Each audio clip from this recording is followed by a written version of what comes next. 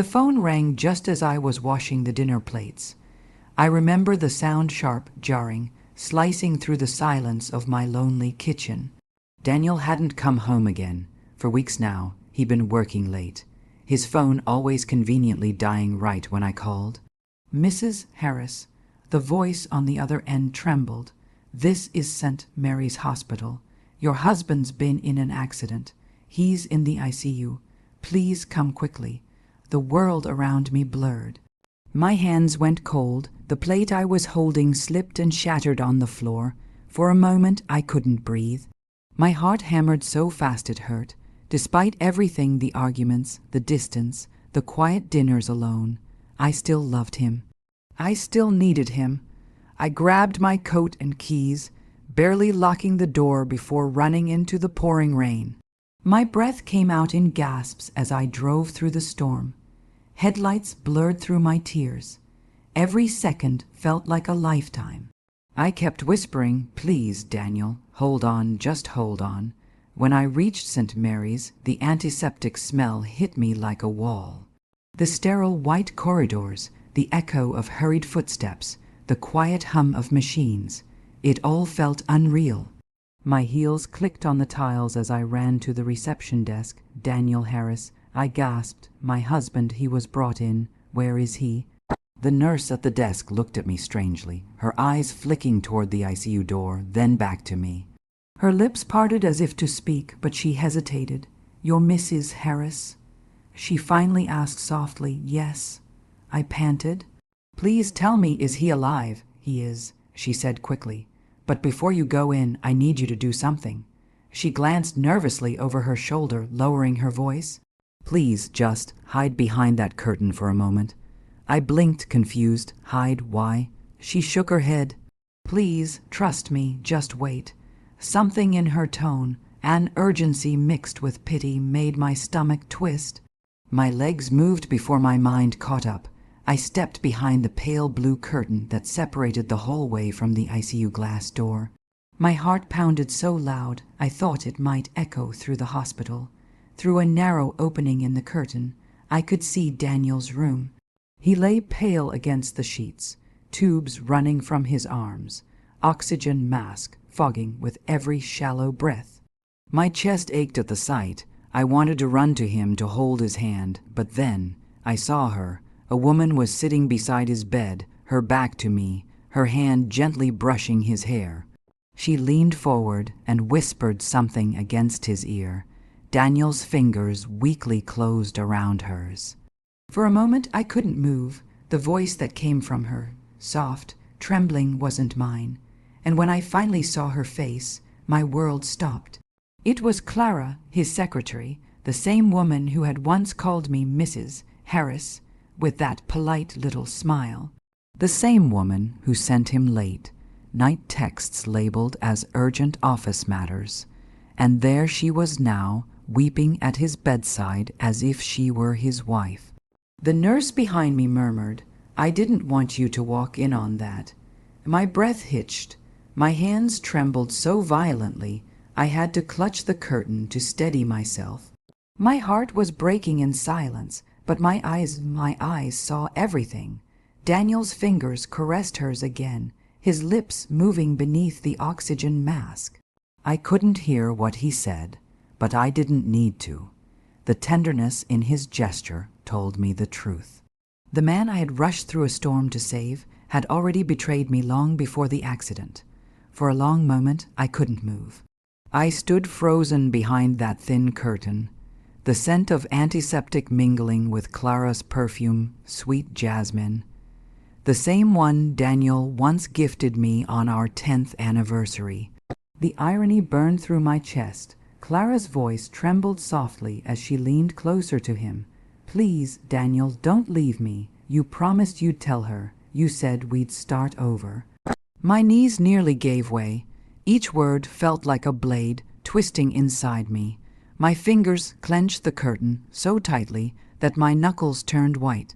Daniel's voice, weak but familiar, slipped through the steady beeps of the heart monitor. "Clara, I'll fix everything. Just don't cry." I bit my lip until I tasted blood. He was comforting her. The man I had loved, cared for, and prayed for every night was giving his last ounce of strength to soothe another woman. The nurse behind me sighed quietly. "I'm sorry, Mrs. Harris. I didn't want you to see this, but you deserve to know." Tears blurred my vision. My heart screamed to run into that room, to tear her hand away from his, to shout, "He's my husband." But I didn't.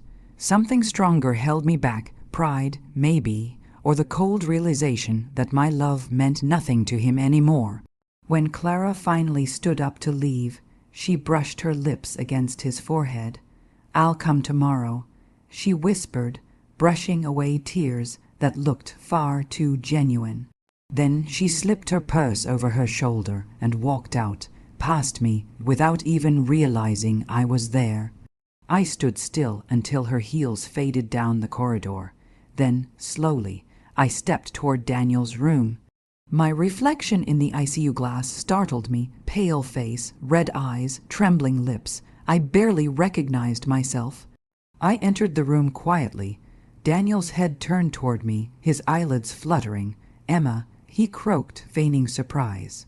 "Yes," I whispered, forcing calm into my voice. "It's me." He blinked, searching my face. I didn't think you'd come." I smiled, though my throat burned. "Of course I did. You're my husband." He said nothing. Only guilt flickered briefly in his eyes, or maybe I imagined it. I took his cold hand gently in mine, the same hand that had just been holding hers. The warmth that used to comfort me now felt foreign. For the rest of that night, I sat beside him, pretending everything was normal.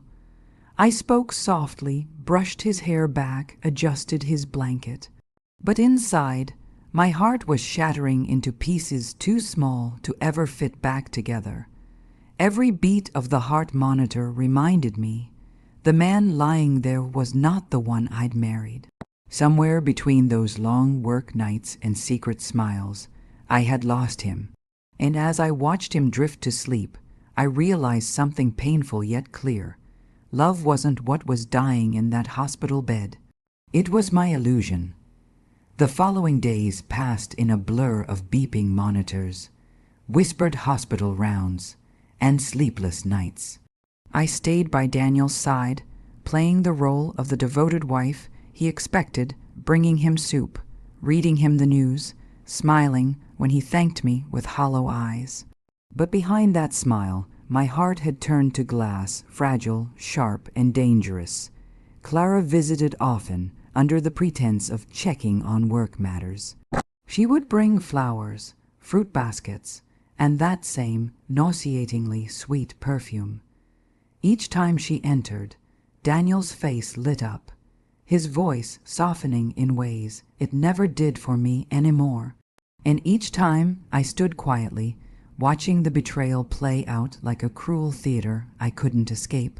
"Emma, could you give us a moment to discuss office business?" he once asked, his tone polite but distant. Office business? I almost laughed at the absurdity of it.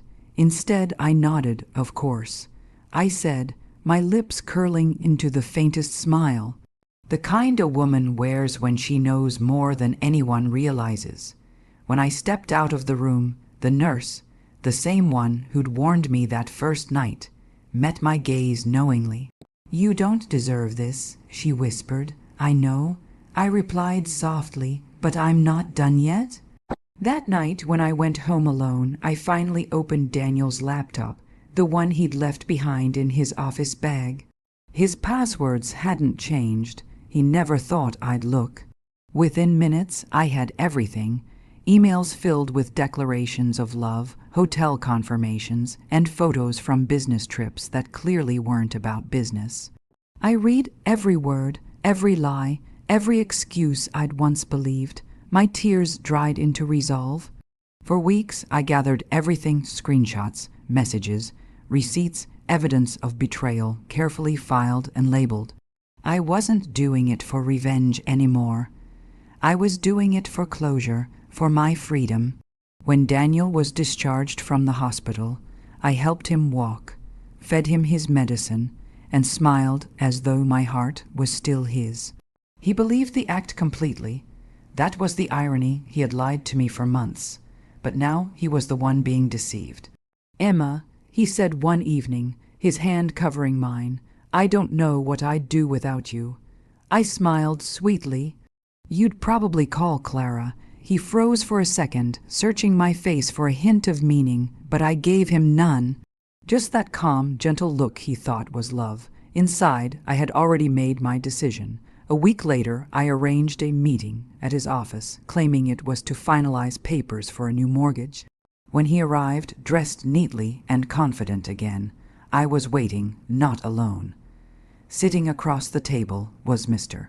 Alden, Clara's husband, the company's CEO. The moment Daniel saw him, his face drained of color. "Emma, what is this?" I slid the folder across the table, photos, receipts, messages. "Proof, just the truth," I said quietly, "the truth you thought I'd never see." For a moment, silence filled the room. Mr. Alden's expression hardened, the air thick with betrayal and fury. Clara was called in minutes later, her face pale as snow when she saw us. And as they stammered and fumbled, I stood up, calm and composed, finally ready to walk away. "Consider this my goodbye," I said softly. "You two deserve each other."